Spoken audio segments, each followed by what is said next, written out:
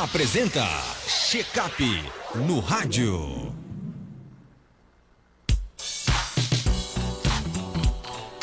Nesta terça-feira, no quadro Check-up no rádio, Dr. Belísio Neto irá falar sobre agitação em idosos, né? O programa vai explorar as possíveis causas desse comportamento em pessoas da terceira idade, como reconhecer os sinais e principalmente como tratar essa condição de maneira adequada.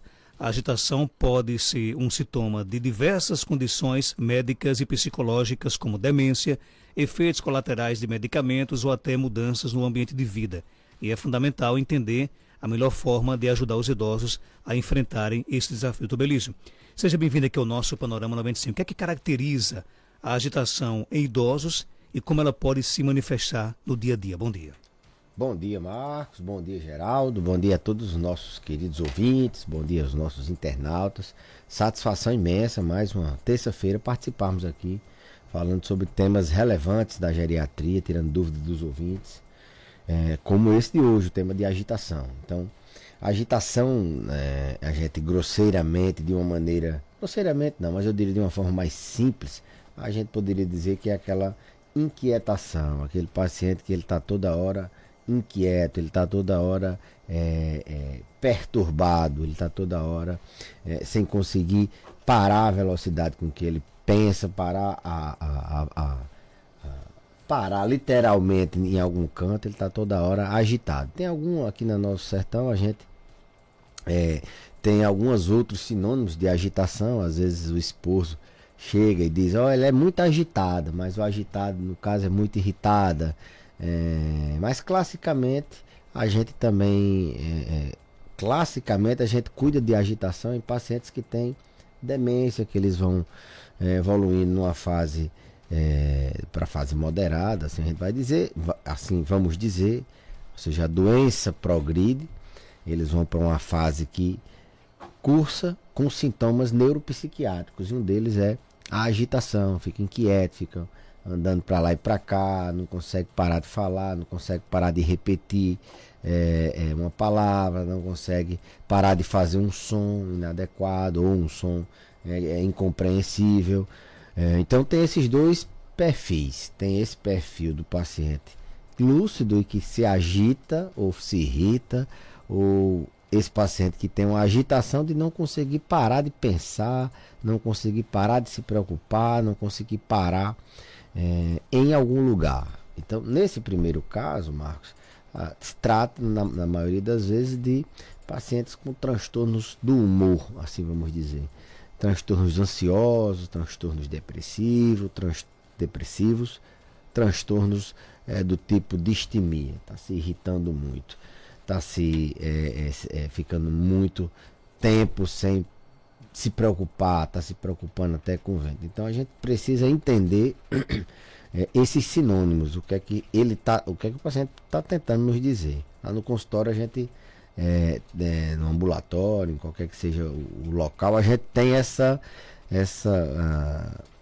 esse conceito de que nem sempre que o paciente diz é o que realmente a mesma palavra que o paciente diz, nem sempre é a mesma que está no livro. Você tem que meio que traduzir, principalmente aqui na nossa região, que a gente tem palavras um pouco diferentes do que os livros americanos, europeus, eles têm. Eles tratam a agitação de uma forma, e aqui às vezes a agitação é uma outra coisa. Bom, então tem esse paciente com transtorno de ansiedade, transtorno distímico, transtorno do humor, que a gente precisa agitar. Mas o grosso mesmo, que faz as famílias levarem para consulta com o geriatra, levam para o Dr. Belísio, dar aquela avaliada, colocar aquele tempero dele ali colocar aquele tempero, aquela experiência que ele tem naquele paciente que tem uma demência, geralmente uma demência de Alzheimer, que ele está o tempo todo agitado, andando dentro de casa, sobrecarregando os cuidadores, sem querer tomar os medicamentos, andando com risco de queda, querendo fugir de casa. É essa agitação que o paciente tem e que o carro-chefe, a grande maioria dos pacientes que nos procuram, né, Marcos? Então, esse tipo de agitação a gente precisa entender um trinômio, eu diria, né? A gente tem que entender o que é que tem com o paciente, que é que a gente pode fazer pelo paciente para ele parar de se agitar, buscar alguma coisa que esteja fazendo ele se agitar. Às vezes é uma dor, um intestino preso, ali ninguém percebeu, ele está com o intestino preso, ele tem Alzheimer, ele não sabe dizer. Às vezes é a urina que está presa, ele está com a dor na urina. Às vezes é uma coceira, ele não sabe dizer que está coçando, é numa área que ninguém consegue, que ele não consegue alcançar. Às vezes é sede, é frio. Então, buscar alguma coisa, identificar alguma coisa naquele paciente. E às vezes é o tratamento do Alzheimer que não está adequado. A gente tem que individualizar esse paciente. Será que aquele remédio que ele está tomando, será que ele está tomando remédio para demência? Será que aquele remédio está adequado, está na dose certa? Será que para aquele perfil de paciente aquilo vai dar certo? Então a gente tem que ver esse primeiro ponto, que é o paciente. Avaliar os gatilhos da agitação, avaliar se ele está bem medicado para a doença dele, se é realmente aquela doença que estamos pensando. O segundo, a segunda ponta do tripé é o ambiente, né? Observar esse ambiente que ele está, se não proporciona uma agitação, um ambiente muito claro demais, muito frio, é um ambiente muito agitado, com muitos estímulos sensoriais, muita zoada, muita luz, muito barulho. Então, assim, esse ambiente é um ambiente, até mesmo um ambiente familiar. Será que é um ambiente de muito atrito, de muita confusão? Será que essa televisão não está incomodando? Será que essa televisão desligada não está incomodando? Então, buscar alguma coisa que no ambiente possa estar fazendo ele ficar agitado. Isso a gente lá, a gente tem assim um protocolo, a gente tem alguns checklists lá no consultório que a gente faz com a família. Senta num local diferente e pergunta como é que é o ambiente lá, o que é que está acontecendo. Às vezes a gente pede individualmente uma conversa. A gente tem, na verdade, um checklist que a gente faz para identificar nesse ambiente se tem alguma coisa que pode estar facilitando essa agitação do paciente, além de identificar fatores gatilhos no indivíduo. E o terceiro ponto, a gente falou de paciente, a gente falou de ambiente. O terceiro ponto é o cuidador, a pessoa que cuida, ou as pessoas que cuidam. Será que esse cuidador, primeiro, ele está estressado? Ontem lá no ambulatório da universidade, eu fui saindo da universidade e uma cuidadora disse: doutor, obrigado por você pensar em mim. Aí eu assim fiquei tão aquilo me tocou de uma forma. Ela disse: não, porque eu já fui para vários médicos e ninguém tinha identificado que eu estava sobrecarregada. E o cuidador sobrecarregado, ele amplifica as queixas. Um paciente, por exemplo, estava dormindo de 6 da noite, aliás, de 7 da noite às 6 da manhã, são 11 horas de sono, e a cuidadora estava, uma das queixas era o sono. Não, ele está acordando cedo, de 6 horas. E a gente entende, é um cuidador, só é aquela pessoa para cuidar daquele indivíduo, aquela hora que ele tem para fazer alguma coisa dentro de casa, é a hora que o paciente está dormindo. Então a gente precisa entender diversas situações. Então o cuidador, ele precisa estar bem cuidado. Se ele estiver sobrecarregado, a amplificação da queixa, por exemplo, essa insônia, na verdade, é uma insônia que ela está mais relacionada ao estresse do cuidador do que mesmo a uma insônia de um paciente. Às vezes uma agitação, a gente identifica na entrada do paciente quando ele está agitado ou não, né? Quando ele se agita ou não.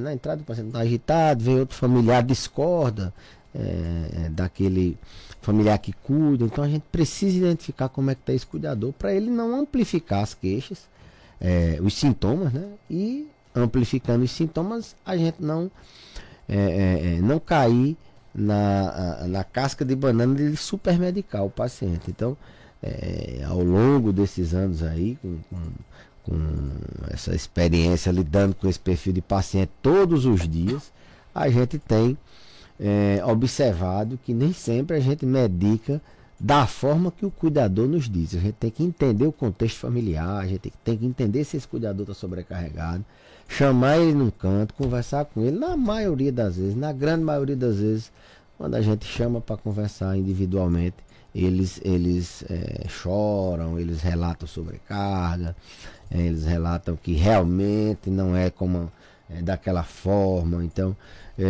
até lá no consultório, Marcos, tem uma frase que ela diz assim: quem ama, cuida e também se cuida. Se você não tiver bem para cuidar, você vai cuidar de maneira inadequada, inclusive aumentando as queixas, os sintomas, tornando aqueles sintomas 10 vezes mais intensos do que eles são, porque a sua percepção, a pessoa quando está estressada, ela tem uma percepção diferente de uma pessoa que está desestressada. É tanto que aquele cuidador que passa mais tempo, no dia que ele tira uma folga, quando tira uma folga, que vem um outro familiar, um outro cuidador, ele rebate tudo. Ele diz: não, minha mãe não está tão agitada, meu pai, meu avô, minha avó não está tão agitada assim como ele está dizendo. Então, esse outro ponto do tripé do cuidador precisa ser avaliado. Tem que ver o paciente, medicar direitinho, buscar fatores que estão desencadeando essa agitação. Como eu disse, uma dor, um intestino preso, uma temperatura mais ou menos. Na época do calor eles se agitam muito à tarde, depois de 2 horas. Na época do frio se agitam também pela manhã, no final da manhã.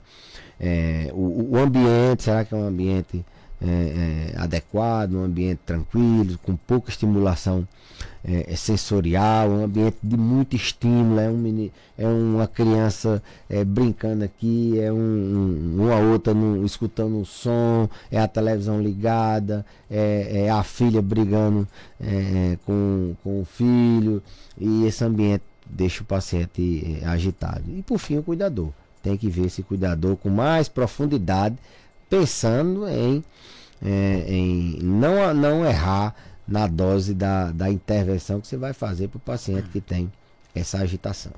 Agora, quais são as causas mais comuns da agitação em pessoas idosas? Existem fatores psicológicos como ansiedade e depressão envolvidos? Existem, sim. No paciente, a gente tem que buscar, lógico, inicialmente, quais são os fatores gatilhos que estão fazendo aquele paciente ficar agitado. Eu dei o exemplo de dor, dessas coisas. Mas existem sintomas, sintomas que são típicos da evolução da demência, por exemplo. Eu estou falando no caso do paciente com Alzheimer, vou falar no outro perfil também, que aparecem no transcorrer da doença. O paciente que tem um transtorno do sono, ele vai ficar agitado. O paciente que tem uma dor crônica, ele vai ficar agitado. Então, doenças que podem estar por trás precisam ser identificadas e precisam ser tratadas. E a própria doença em si, a demência, ela tem que estar otimizada, ela tem que estar com o seu tratamento em dia. Em casos de pacientes que não são pacientes que têm Alzheimer, mas que estão agitados, geralmente tem por trás, Marcos, transtornos do humor, seja um transtorno ansioso, seja um transtorno depressivo, seja um transtorno distímico, que é um tipo de depressão. Alguma coisa tem que estar fazendo esse paciente ficar agitado. As pessoas tendem a associar: não, ele está agitado porque a filha se separou, não, ele está agitado porque o filho bebe. Mas aí depois isso se resolve, a filha volta, o filho para de beber, e o paciente continua agitado. Eles tendem a associar essa agitação, essa irritabilidade, ou essa tensão com um fator pontual. Existe sim, isso aí piora, isso aí facilita, isso aí aciona, intensifica os sintomas de agitação, esses problemas extra o paciente. Mas se é um paciente que passa o tempo e as coisas se resolvem, ele está toda hora agitado, tenso, isso aí a gente tem que buscar um diagnóstico, buscar uma doença que possa justificar essa agitação, essa tensão. Então, respondendo a sua pergunta, sim, transtornos, doenças da mente podem serem as responsáveis pela agitação. Na verdade, são a grande maioria dos causadores, são as doenças mentais. Tem pergunta no nosso WhatsApp, bom dia. Tô Belisa, eu tô tão bem aqui em Natal, não sinto problema nenhum, graças a Deus, não sinto dor no corpo, não sinto nada, meu intestino funciona bem, mas tô bem demais, graças a Deus eu tive que vir embora porque a minha estresse era estar dentro de casa junto com o calor em Caicó. E aí, doutor Belisa? Fatores estressores, eles, como eu falei, externos, né? Muitas vezes aliviam sintomas, sintomas que podem fazer a pessoa ficar agitada. O que a gente só tem que atentar nesses casos é que o paciente às vezes tem essa impressão, com problema complexo não existe solução simples. Não, meu problema todinho era o calor de Caicó, era uma agitação que tinha por um fator externo, por acho que ela falou, algum problema dentro de casa, ou às vezes vamos supor, uma pessoa que fazia mal, um vizinho e assim por diante. A pessoa, não, vou embora, vou resolver meu problema. Tudo bem. Às vezes a pessoa vem ali medicada e esses medicamentos eles ainda duram um tempo na mente da gente, na mente não, no cérebro, na neurotransmissão, e com o tempo isso se acaba. O paciente pode ter uma recaída. Se ele tinha uma doença diagnosticada, se esse paciente tinha um CID, assim vamos dizer, e ele era tratado por esse CID, esses fatores estressores, eles pioravam a doença. Eles dificultavam o tratamento, eles davam mais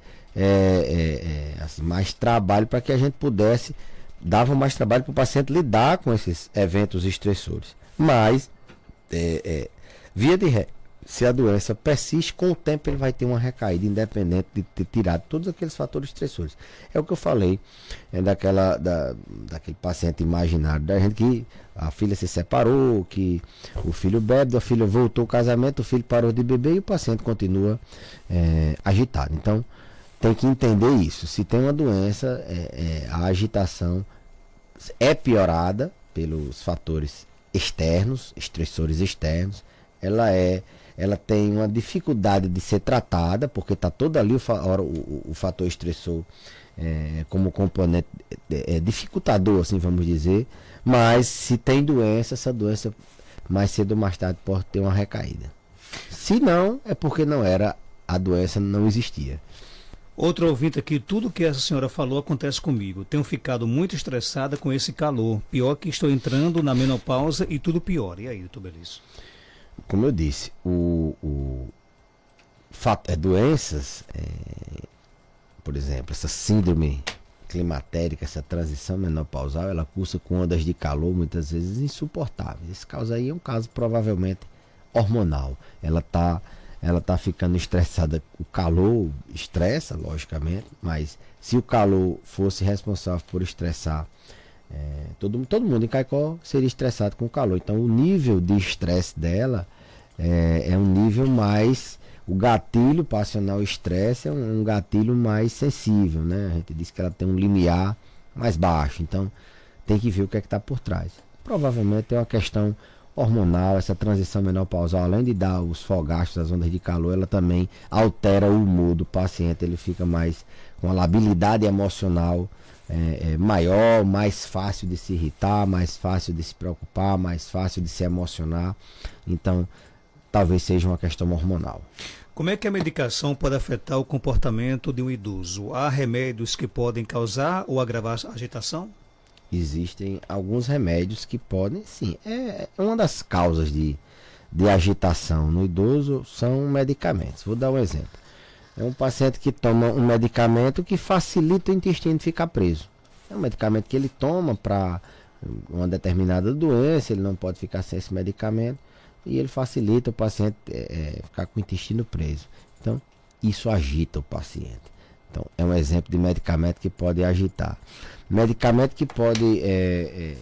outro exemplo de medicamento que pode agitar é um medicamento que causa azia nesse paciente. Toma um medicamento, mas ele tem essa pirose, essa azia, esse queima, precisa tomar esse medicamento, e o efeito adverso desse medicamento pode fazer esse paciente se agitar. E existem alguns medicamentos que são psicoestimulantes, que quando mal, ou quando o paciente é sensível, quando o paciente é mal, eu diria assim, diagnosticado, o medicamento não dá certo ali, ele pode ter uma irritabilidade maior, né? Ele tem o limiar. Antigamente se fabricava um medicamento, se fabricava não, ele se fabrica, né? A sibutramina, que é um medicamento para perda de peso, e esse medicamento piorava o estresse das pessoas, as pessoas ficavam muito mais irritadas, né? Então, medicamentos também podem facilitar a irritabilidade dos pacientes, a agitação. No caso dos pacientes com Alzheimer, por exemplo, um medicamento que faça ele urinar mais vezes, ele pode ficar inquieto, ele pode ficar agitado. E são vários outros exemplos de medicamentos que podem agitar esse paciente. Doutor Belísio, obrigado pela sua participação. Algo mais a acrescentar, pode ficar à vontade. Só agradecer, Marcos, o programa e desejar uma feliz Páscoa para todos os nossos ouvintes e todos os nossos telespectadores. 7h45, já a gente volta com mais informações.